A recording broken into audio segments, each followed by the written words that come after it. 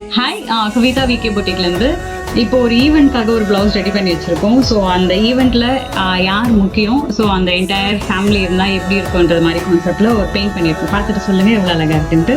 ஆக்சுவலாக கஸ்டமர் பேர் வந்து பொம்மி. அவங்க பெங்களூரில் இருக்காங்க. அவங்க கல்யாணத்துக்கு, ப்ரெக்னென்ட், பேபி ஷவருக்கு அண்ட் இப்போ பாப்பாவுக்கு வந்துட்டு காது குத்துற ஃபங்க்ஷன்.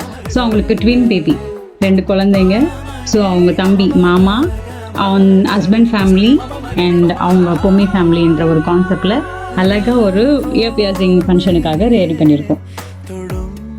எலகெண்ட்டாக வேறு எதுவுமே வேண்டான்றதுக்காக சைட் பாடிஸில் வெறும் புட்டாஸ் மட்டும் கவர் பண்ணியிருக்கோம்.